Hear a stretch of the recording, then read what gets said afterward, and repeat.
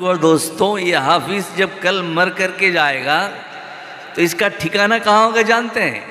अल्लाह के नबी अगर यहाँ बैठे होंगे जन्नत में तो उसके बगल में हाफिज कुरान का ठिकाना दिया जाएगा, वहाँ बैठेगा। अल्लाह के नबी सल्लल्लाहु ताला अलैहि वसल्लम ने फरमाया, इक़रा वरतक़ी वरत्तिल कमा कुन्त तुरत्तिलु फ़िद दुनिया फ़इन्न मंज़िलका इंद आख़िर आयतिन तक़रउहा। अल्लाह के नबी सल्लल्लाहु ताला अलैहि वसल्लम ने फरमाया, ए हाफिज़ कुरान, तुम कुरान की आयत तिलावत करते जाओ, तिलावत करो, एक आयत पढ़ो, जन्नत की एक सीढ़ी पर चढ़ो, और एक आयत पढ़ो, जन्नत की और एक सीढ़ी पर चढ़ो। मेरे मोहतरम बुजुर्गों दोस्तों, पढ़ता जा, जन्नत की सीढ़ियों में चढ़ता जा। अगर कोई कुरान का हाफिज मुकम्मल कुरान को पढ़ देगा तो उसका ठिकाना नबी करीम सल्लल्लाहु ताला अलैहि वसल्लम के बगल में होगा, वो करीब से देखता होगा, नबी करीम सल्लल्लाहु ताला अलैहि वसल्लम के चेहरे को देखता होगा। तो मेरे मोहतरम बुजुर्गों दोस्तों, आप क्या समझ रहे हैं? नबी करीम सल्लल्लाहु ताला अलैहि वसल्लम के चेहरे को देखने के लिए आदमी किस तरह की जो है तपस्या करते थे, कितनी मुजाहिदा करते थे, नबी के चेहरे को देखने के लिए तरसते थे। लेकिन ये हाफिज कुरान 1400 साल बाद पैदा हुआ है और नबी 1400 साल पहले पर्दा फरमा गए हैं। लेकिन अल्लाह तबारक व ताला इस कुरान की बरकत से अल्लाह ताला नबी की ज़ियारत करवाएंगे, नबी की दीदार करवाएंगे। तो मेरे मोहतरम बुजुर्गों और दोस्तों, मैं चंद बातें आपसे कहूँगा। आप लोग एक बात जानते हैं कि ये दुनिया है और दुनिया के अंदर हम सब देखते हैं कि आज मैं जो यहाँ बैठ करके बोल रहा हूँ, और मैं माँ के पेट से पैदा होकर के बोलना नहीं सीखा। मैंने पहले उस्ताद के सामने बैठ के पढ़ा, उसकी बातों को अपने दिमाग में नोट किया, उसको दिल में बैठाया। उस्ताद जैसे बोलते हैं वैसा हमने बोलना शुरू किया तो हमको बोलना आता है। तो मेरे मोहतरम बुजुर्गों और दोस्तों, इस दुनिया के अंदर जितना भी काम है पहले उसको सीखना पड़ता है, और सीखने के बाद उसकी प्रैक्टिस करनी पड़ती है, और प्रैक्टिस करने के बाद जब वो मैदान में उतरेगा तो वो कामयाब हो जाएगा। आप लोग तो जानते हैं ना, अभी मोहन बागान से आप लोगों के गांव की टीम की जो है टक्कर हो गई है। आपको मोहन बागान के साथ खेलना है। आपने कभी मैंने फुटबॉल खेला ही नहीं, सीखा नहीं, कभी उसका प्रैक्टिस नहीं किया, और जा कर के आप उतर जाएंगे तो वहाँ आप नहीं जीतेंगे, हार जाएंगे। तो मेरे मोहतरम बुजुर्गों और दोस्तों, इसी तरह से हम लोग ये समझते हैं कि हमारे बच्चे, इनको बिना सिखाए, इसको बिना समझाए, इनको बिना प्रैक्टिस कराए ये सीधे सीधे मुसलमान बन जाएगा। ऐसा नहीं होता है मेरे मोहतरम बुजुर्गों और दोस्तों। इसको सिखाना पड़ता है और सिखाने के मुताबिक इसका प्रैक्टिस कराना पड़ता है। फिर जब वो मैदान में उतरेगा तो पूरी कामयाबी के साथ आपको भी अपने साथ जन्नत में ले जाएगा, वरना फिर वो खुद भी दोज़ख में जाएगा, आपको भी दोज़ख में ले जाएगा। तो मेरे मोहतरम बुजुर्गों और दोस्तों, हाफिज़ कुरान के बारे में अल्लाह के नबी सल्लल्लाहु ताला अलैहि वसल्लम ने फरमाया, 10 ऐसा आदमी जिसके ऊपर जहन्नम वाजिब हो गया है, ये हाफिज़ कुरान उन लोगों को जहन्नम से निकाल करके जन्नत में ले जाएगा। बोलिए सुभान अल्लाह। तो मेरे मोहतरम बुजुर्गों और दोस्तों, लेकिन इसके लिए ज़रूरी है वो हाफिज़ कुरान कुरान के हुक्म पर चलता हो, कुरान के हुक्म पर अमल करता हो, ताकि वो खुद भी जन्नत में जाए और 10 आदमी को साथ में जन्नत में लेकर के जाए। वरना यूं खुद भी जन्नत में नहीं जा सकता और दूसरे को भी जन्नत में नहीं लेके जा सकता है। तो मेरे मोहतरम बुजुर्गों और दोस्तों, एक हाफिज कुरान जिसकी दोनों आंखें नहीं थी, मेरे साथियों में है, आप लोग समझते होंगे कि हाफिज कुरान कैसे बनता है आदमी। तो मेरे मोहतरम बुजुर्गों दोस्तों, अल्लाह जब किसी को देने पर आता है तो छप्पर फाड़ करके देता है। जिसकी दोनों आंखें नहीं, उसको भी अल्लाह तबारक व तआला कुरान अता फरमा देता है। और जिससे अल्लाह नाराज है, जिसको नहीं देना चाहता है, अगरचे उसकी 2 आंखों की जगह 4 आंखें क्यों ना हो, फिर भी जो है अल्लाह उसको कुरान अता नहीं फरमाता है। मेरे मोहतरम बुजुर्गों दोस्तों, एक छोटा सा वाकया मैं आप हजरात के सामने बयान करता हूँ, अपना क्या हाल है इसको समझने के लिए। एक बड़े प्रोफेसर साहब, एक बड़े चांसलर साहब ने एक बड़ा यूनिवर्सिटी बनाया और यूनिवर्सिटी बनाने के बाद उसने तमाम तलबा को, तमाम स्टूडेंट को जमा किया,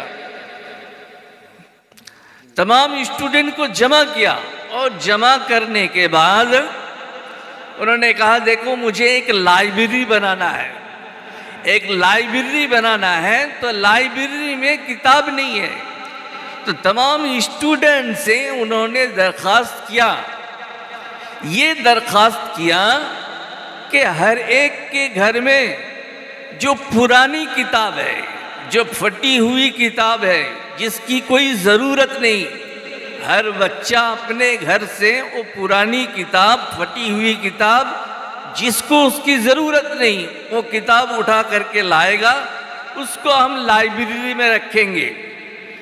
चुनांचे तमाम बच्चों को उन्होंने बता दिया।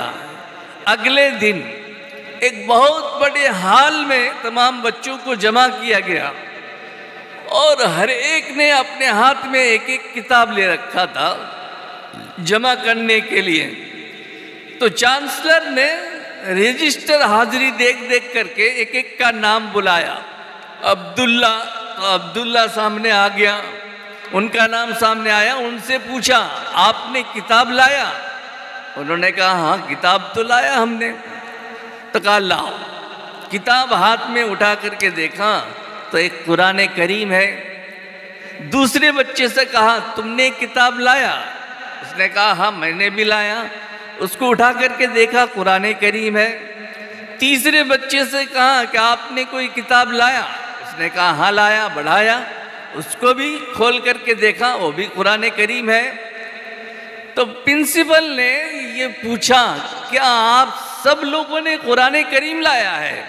तो सब ने कहा हाँ सर कुरान करीम लेकर के आए हैं।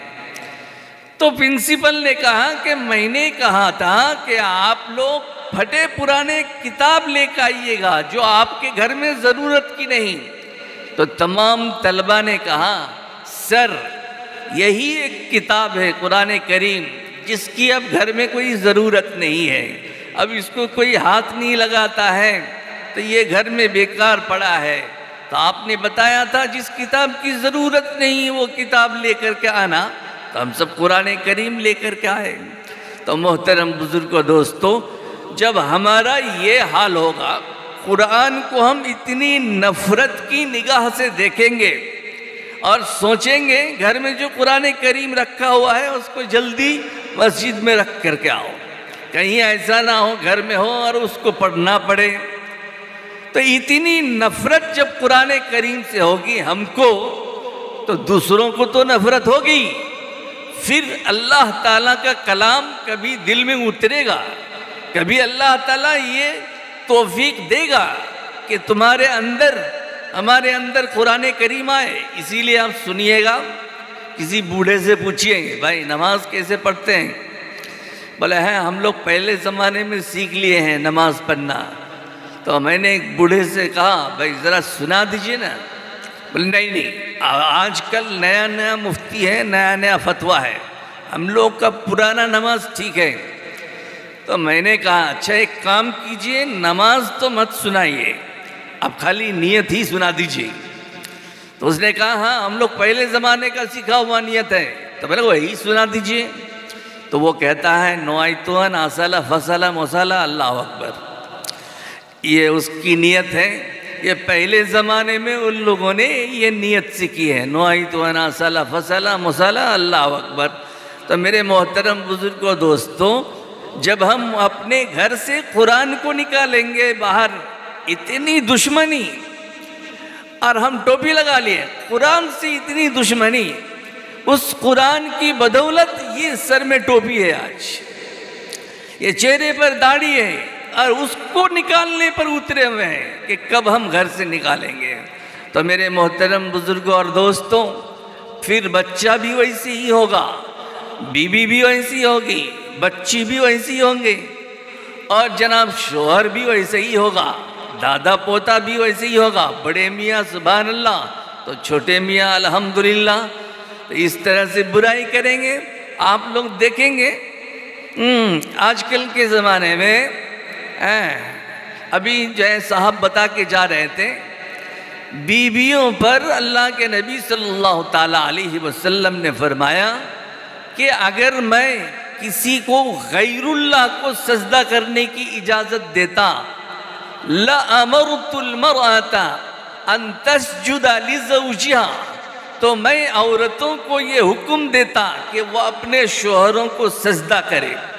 अल्लाह के नबी सल्लल्लाहु ताला अलैहि वसल्लम ने ये फरमाया कि अगर मैं हुक्म देता तो ये कहता कि औरत अपने मर्द को सजदा करे, लेकिन चूंकि गैरुल्लाह को सजदा करने की इजाज़त नहीं है, इसलिए अल्लाह के नबी सल्लल्लाहु ताला अलैहि वसल्लम ने सजदा करने की ममानत फरमाई।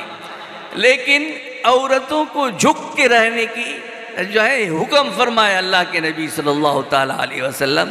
लेकिन आप लोग देखते हैं ना, औरत जो है वो आपको खाना भी पका करके खिलाती है, आपको जो है सुलाती भी है, आपके कपड़े भी धो देती है, आपके जूते भी सीधे कर देती है, आपका टोपी भी पहना देती है, सब काम कर देती है, लेकिन झूठ बोलती है। ये झूठ क्यों बोलती है? असल में उसके अंदर ईमान आया नहीं, कुरान आपने सिखाया नहीं, वो तो एक बनावटी चीज़ है। वो देखती है इस शोहर का खाना खाना है हमको, तो टोपी पहनाना है, कपड़ा धोना है, इसका जूता सीधा करना है, लेकिन अंदर ईमान नहीं है, इसलिए झूठ बोलती है। और कभी कभी क्या करती है, देखते हैं वो मेरा शोहर जो है फलां जगह में पैसा रखता है, वो शुरू कर देती है काम, कभी 200 निकाली, कभी 300 निकाला, कभी 100, जब जैसा मुकाबला, कभी 50 रुपया निकाल लिया, और निकाल करके जमा रखती है वो पैसा।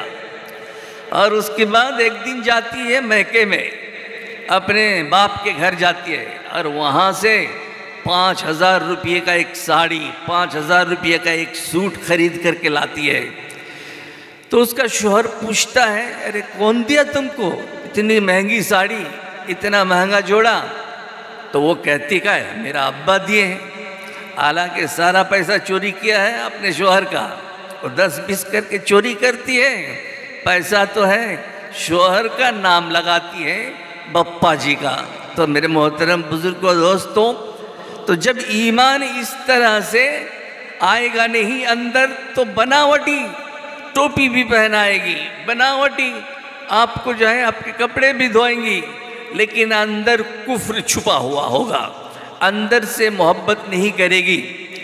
अल्लाह के नबी सल्लल्लाहु ताला अलैहि वसल्लम ने एक हदीस में फरमाया कि अगर किसी औरत को दिनों रात, सुबह को अच्छे अच्छे खाने खिलाओ, दोपहर को अच्छे खाने खिलाओ, रात को अच्छे खाने खिलाओ, अच्छा कपड़ा पहनाओ, अच्छा घर बना करके दो, अच्छा पलंग पर लिटाओ, दुनिया की सारी चीज़ दे दो उसको, किसी चीज़ में कमी नहीं। लेकिन अगर वो कह दे आज तुम बाज़ार जा रहे हो, अच्छा बड़ा पकौड़ा लेकर के आना, वो पकौड़ा जो होता है नहीं, वो पकौड़ा लेकर के आना, बस ये हुक्म चला दिया। मेरे मोहतरम बुजुर्गों दोस्तों, वो शोहर अगर पकौड़ा लाना भूल गया तो वो सीधे कह देती है, अरे ससुरा, तुमने कब हमारा कोई चाहत पूरी किया है? हमने तुम्हारे अंदर कब भलाई देखी है? तुमने कब हमको अच्छा खिलाया है? अरे तेरे घर में जब से आई हूँ जलती जा रही हूँ और जलती जा रही हूँ, पता नहीं कब तक जलना पड़ेगा। मेरे बाप का जो है बुरा हो, मेरी माँ का बुरा हो, जिसने मुझको तेरी साथ जो है शादी करा दिया, ये नाशुक्री करती है। तो मेरे मोहतरम बुजुर्ग और दोस्तों, औरत ज़ात ये है। अल्लाह के नबी सल्लल्लाहु ताला अलैहि वसल्लम ने मेराज के सफ़र में जब तशरीफ़ ले गए तो वहाँ आपने देखा, जन्नत को देखा और जहन्नम को देखा। अल्लाह के नबी सल्लल्लाहु ताला अलैहि वसल्लम ने फरमाया कि मैंने जहन्नम में औरतों को ज़्यादा देखा। तो एक औरत ने पूछा, या रसूल अल्लाह, औरतें जहन्नम में ज़्यादा क्यों हैं? तो अल्लाह के नबी सल्लल्लाहु ताला अलैहि वसल्लम ने फरमाया, तकफुन्नल आशीरा, तुम जो है अपने शौहर की नाफरमानी करती हो, उसकी नाशुक्री करती हो। उसकी नाशुक्री करने की वजह से अल्लाह तबारक व तआला ने जहन्नम में डाल करके रखा है। ज़्यादा औरतें जहन्नम में जाती है। और दूसरी वजह बयान की अल्लाह के नबी सल्लल्लाहु ताला अलैहि वसल्लम ने, वतुक्सिरनल लाना, तुम बद्दुआ बहुत ज़्यादा करती हो। औरतों को देखेंगे जिसके अंदर दीन नहीं, ईमान नहीं, वो बद्दुआ करेगी। ऐसा लगता है अल्लाह तबारक व तआला ने सारा हुकूमत औरत के हाथ में दे दिया।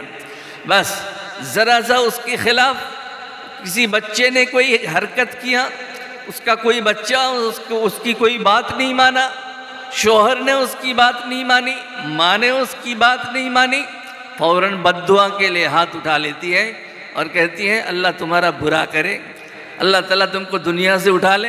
ये बद्दुआ हर वक्त है।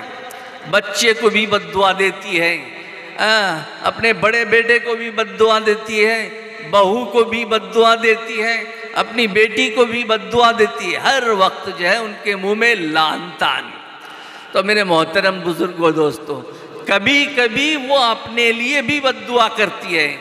एक बुढ़िया एक दिन अपनी पोती को लेकर के बैठी हुई थी। एक बुढ़िया जी, उनकी पोती बीमार थी, बुखार आ रहा था।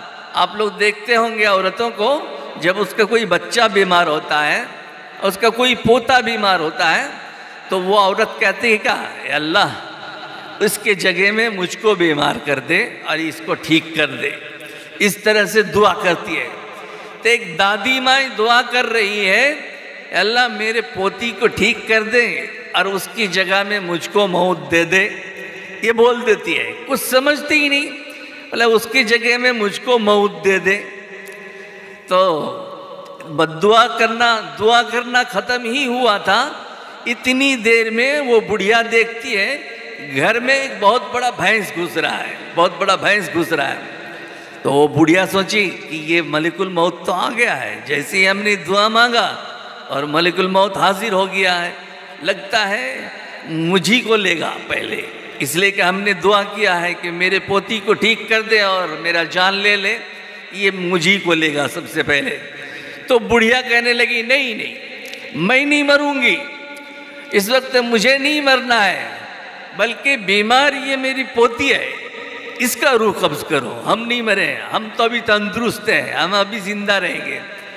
तो ये औरतों का हाल होता है मेरे मोहतरम बुजुर्ग और दोस्तों।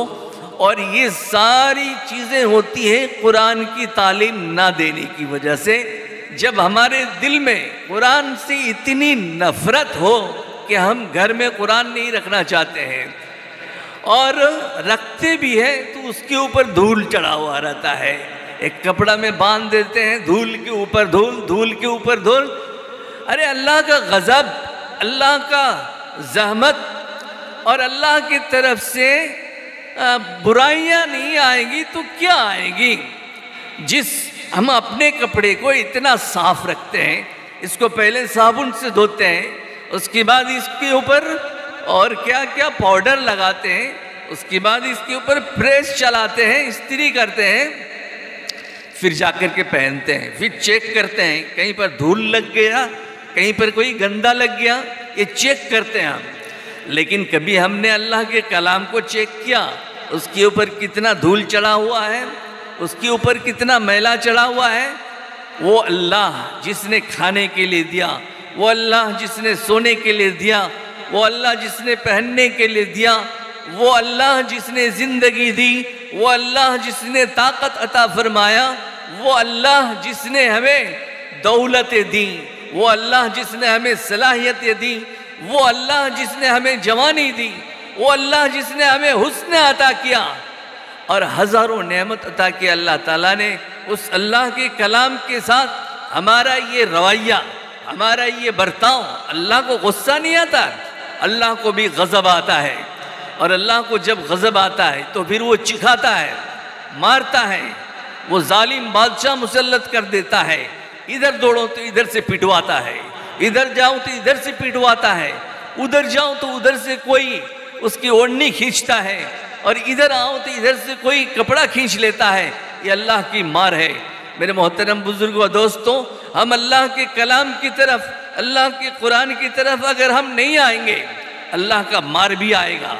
अल्लाह का मार ये कह के नहीं आता है, लेकिन जैसा हम अल्लाह के कलाम के साथ, अल्लाह के दीन के साथ जैसा हम बर्ताव करेंगे, मेरे मोहतरम बुजुर्गों दोस्तों, अल्लाह का बर्ताव भी हमारे साथ ऐसे ही होगा।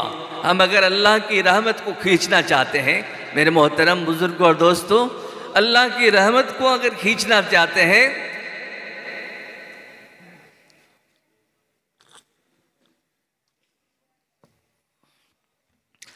अल्लाह की रहमत को अगर खींचना चाहते हैं, तो इस दुनिया में आप देखेंगे जितने लोगों को आप देखेंगे, अगर कहा जाए 1000 कोई रुपया लेगा, अगर पूछा जाए 1000 रुपया लोगे, तो सब हाथ खड़ा करेगा। और जैसे ही कहा जाएगा 1000 रुपया कोई देगा, तो फिर इधर उधर ताकने लगेगा, फिर उसकी नज़र सीधी नहीं रहेगी, वो उसको देखेगा, वो उसको देखेगा। मेरे मोहतरम बुजुर्गों दोस्तों, आपको प्रैक्टिकली बात बता रहा हूँ।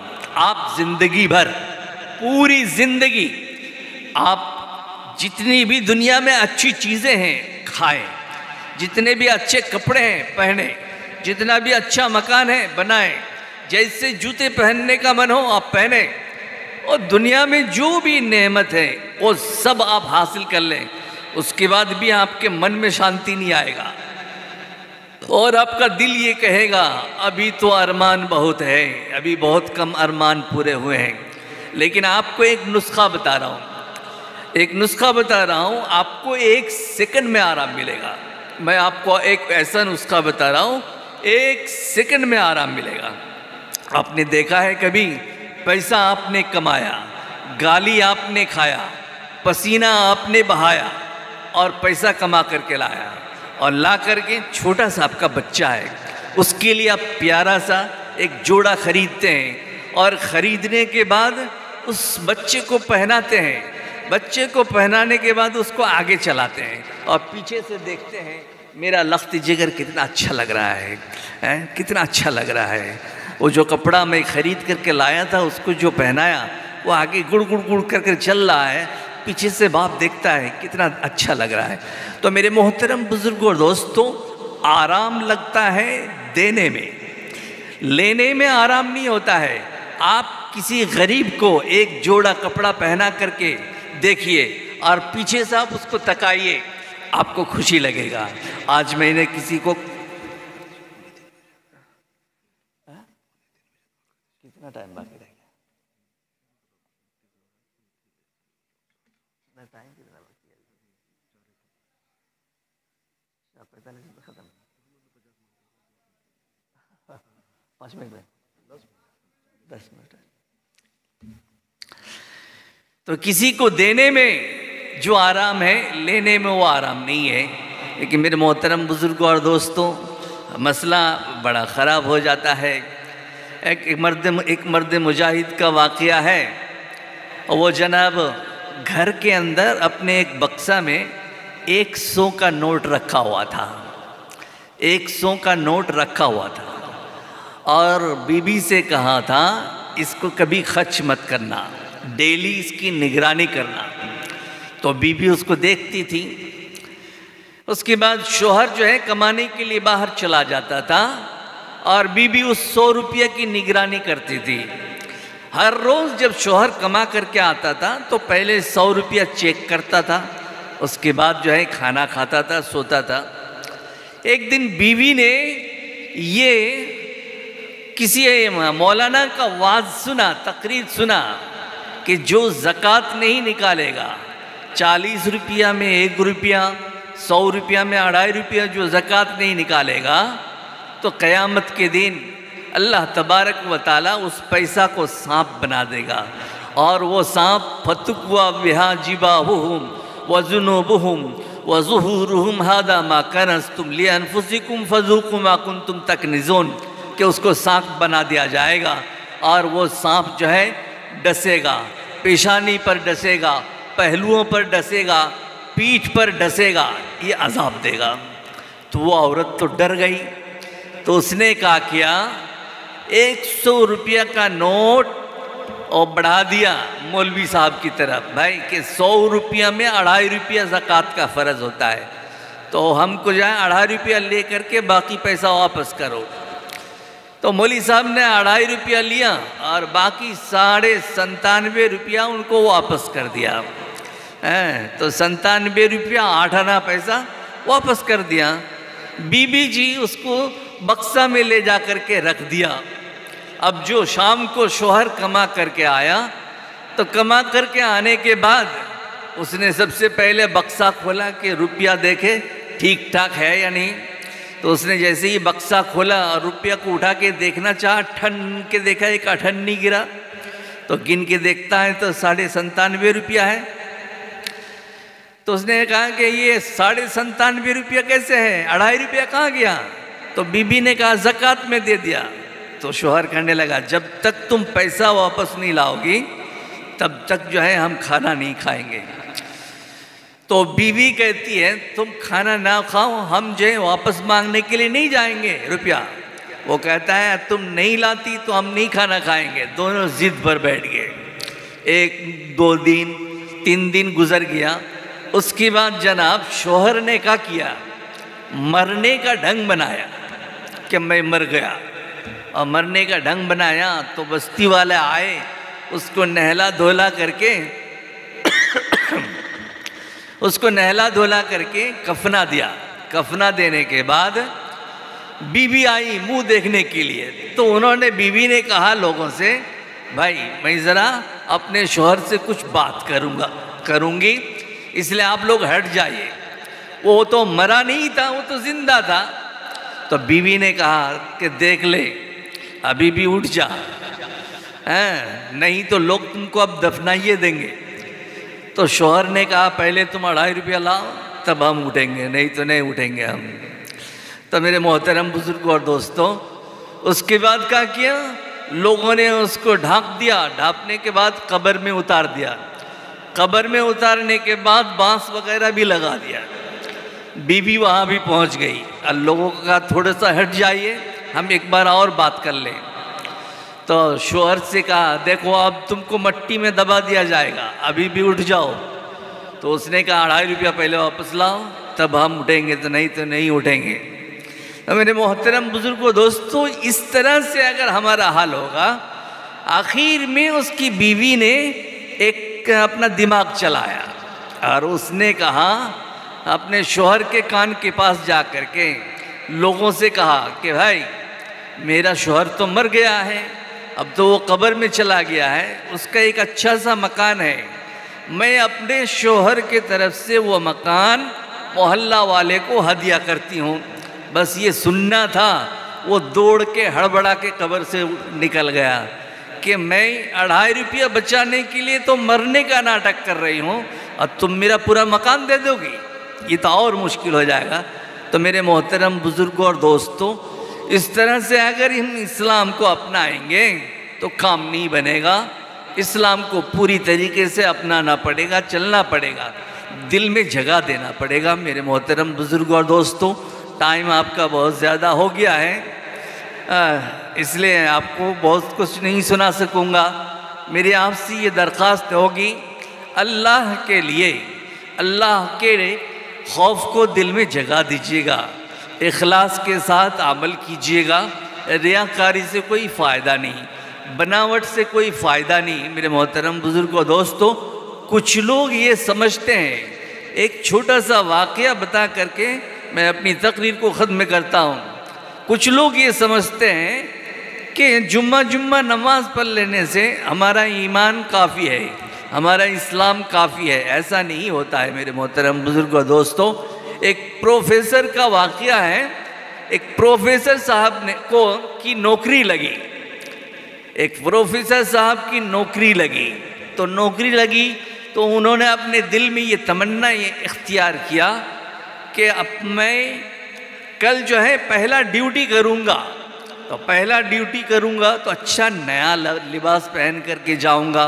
उन्होंने नया सा एक फुल पैंट ख़रीदा, नया शर्ट ख़रीदा, नया टाई ख़रीदा, सब कुछ ख़रीदा कि मेरी नौकरी हुई है, कल हम नया नया लिबास पहन करके और कॉलेज में जाएंगे। प्रोफेसर की नौकरी मिली है। जब घर में कपड़ा लेकर के आया, लाने के बाद उसने देखा कि फुल पैंट जो है इतना बड़ा हो गया। शर्ट तो ठीक है, टाई भी ठीक है, लेकिन फुल पैंट इतना बड़ा हो गया। तो जनाब वो परेशान हो गया, अब कहाँ लेकर के जाएगा छोटा करवाने के लिए। तो उसने क्या किया, सबसे पहले अपनी मम्मी से कहा, माँ ये जो है पैंट को इतना एक बालिश काट करके और फिर दोबारा सिलाई कर दीजिएगा ना, कल मैं पहन करके जाऊंगा ड्यूटी में। तो माँ ने कहा, अच्छा बुढ़िया को सताने का वक्त आ गया है। ये तुम्हारी बीवी क्या करती है जो पूरा पैसा लेके बक्स में भर के रखती है? बीवी को बोलो।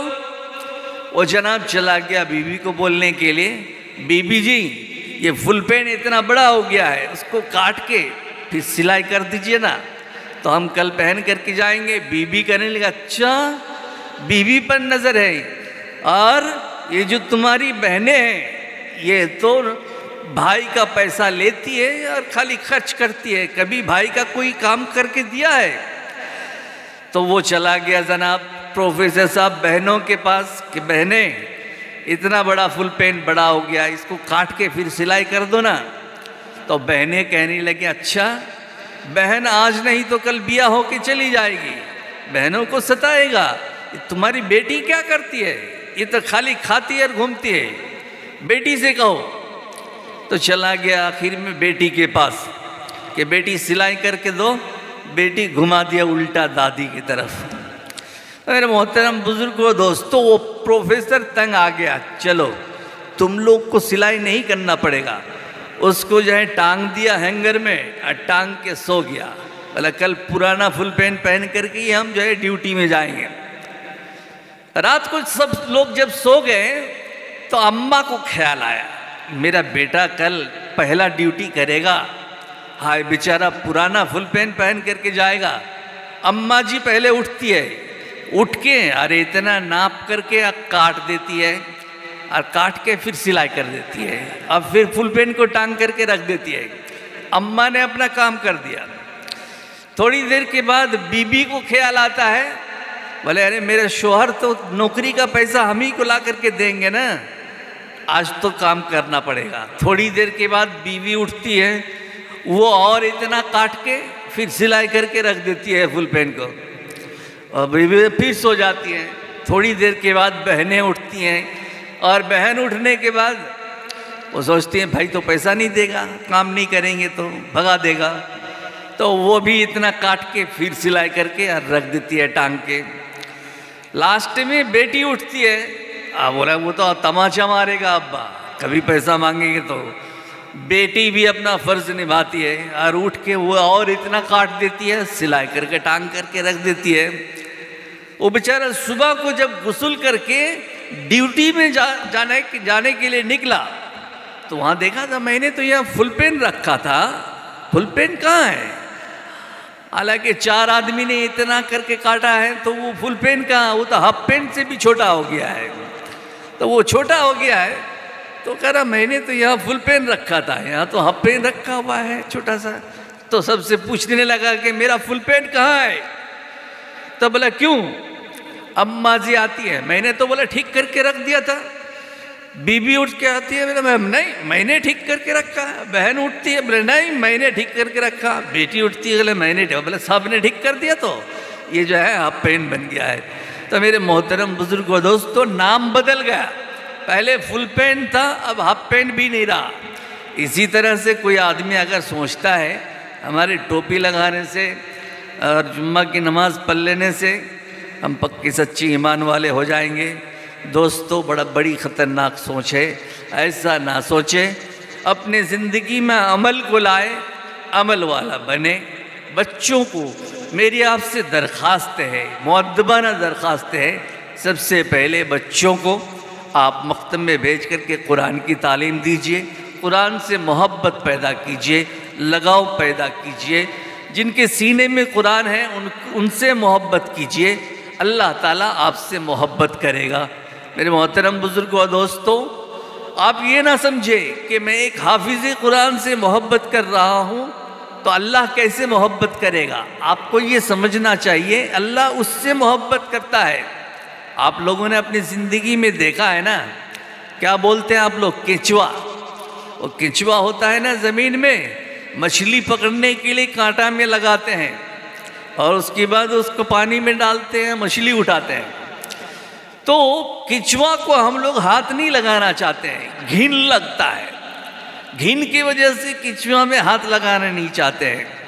लेकिन हमको ये मालूम है मछली को ये केंचुआ पसंद है, इसलिए हमें मछली पसंद है और मछली को केंचुआ पसंद है, इसलिए हम मजबूरन वो केंचुआ उठाते हैं, फिर उसको कांटा में लगाते हैं और फिर पानी में डालते हैं, मछली उठाते हैं।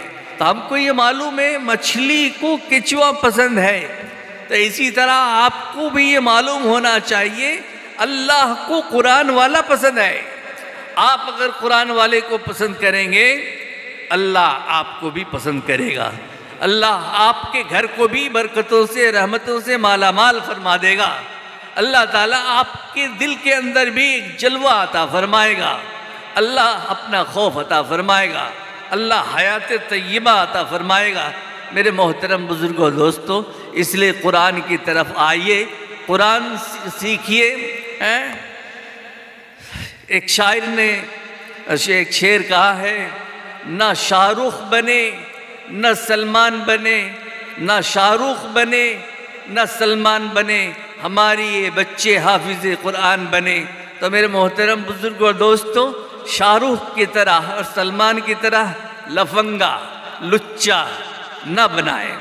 वो हमारा आइडियल नहीं है, वो हमारा पेशवा नहीं है, वो हमारा मुक्तदा नहीं है, वो हमारी हया को ख़त्म करने वाला है, हमारी ईमान पर डाका डालने वाला है, हमारी इस्लाम को ख़त्म करने वाला है, एक नया मॉडल पेश करने वाला है। इस्लाम हमारे नबी के पास है, हमारा नबी हमारे लिए मॉडल है, और हमारा नबी हमारे लिए आइडियल है। मेरे मोहतरम बुजुर्गों और दोस्तों, इसलिए हम अपना नबी वाला चेहरा बनाएंगे, अपना नबी वाला मोहरा बनाएंगे, अपने नबी की तरह चलना सीखेंगे, अपने नबी की तरह खाना सीखेंगे, अपने नबी की तरह सोना सीखेंगे, अपने नबी की तरह उठना सीखेंगे। आज हमें उठने सोने की दुआएं याद नहीं है। हमको अगर पूछा जाए मस्जिद में दाखिल होने की दुआ तो मालूम नहीं, मस्जिद से निकलने की दुआ तो मालूम नहीं, सोने की दुआ तो मालूम नहीं, सोकर उठने की दुआ तो मालूम नहीं, सोना किस करवट पर चाहिए तो मालूम नहीं। मेरे मोहतरम बुजुर्गों और दोस्तों, हमको ये सब मालूम करना पड़ेगा, सीखना पड़ेगा, फिर प्रैक्टिस करना पड़ेगा। आजकल होता क्या है, आदमी हमारे जैसा बूढ़ा हो गया तो बूढ़ा होने की वजह से आदमी सोचता है क्या, हम मुरब्बी बन गए। अरे बूढ़ा होने से कोई मुरब्बी नहीं बनता है। आप लोग गुस्सा मत कीजिएगा, माफ़ कर दीजिएगा, बूढ़ा हो जाने से कोई मुरब्बी नहीं होता है, बल्कि पहले मुरब्बी सीखना पड़ता है, फिर प्रैक्टिस करना पड़ता है, फिर जाके एक दिन उस्ताद बनता है। आप समझते हैं, उसके बगैर आदमी मुरब्बी नहीं बनता है। आप लोग अगर जूडो कराटा जानते हैं, जूडो कराटा एक तरह का खेल होता है, तो पहले बच्चा जूडो कराटा सीखता है, सीखने के बाद प्रैक्टिस करता है, फिर एक दिन वो उस्ताद बनता है। जिसने सीखा नहीं वो उस्ताद कैसे बन गया? तो मेरे मोहतरम बुजुर्गों दोस्तों, बूढ़ा हो जाने से मुरब्बी नहीं होता है, मुरब्बी होना भी सीखना पड़ता है। आजकल हम लोग का ये बहुत बड़ा जुल्म है कि हाँ हम जो है बूढ़े हो गए हैं,